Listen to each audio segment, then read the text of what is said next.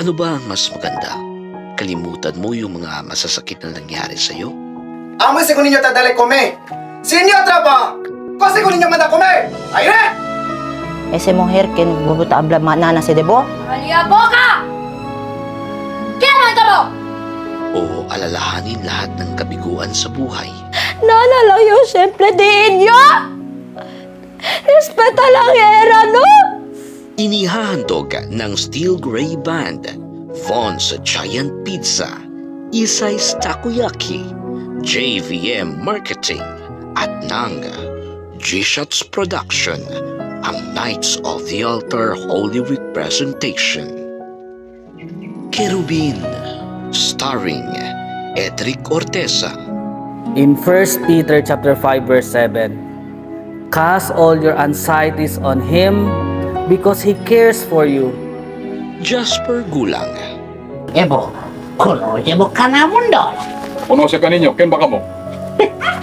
Nina Bose, Ebo el borracho. Featuring Richmond Cayanong. Kasi hindi ka lito doon, ya. Kaliente ka sa lugar. Gilaw kilala. Ipapagali ka din mo. Aircon. Di mo chandelier. Sa eskalera. Kasi kita sa escalator. Sean Riley Dalid. Na, ko sa ore man ta bolbe. Ano, tsekale ko sa ora ya, dinoche ka dia bolbe, day.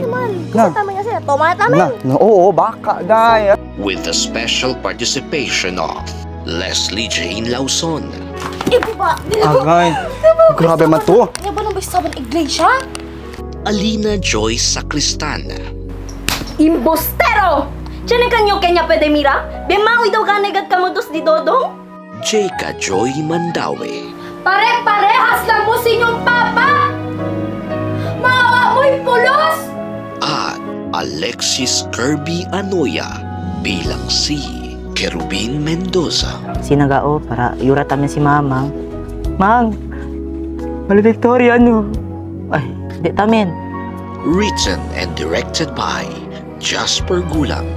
Ano ba ang mas madali? Ang magtanim ng galit o ang magpatawad?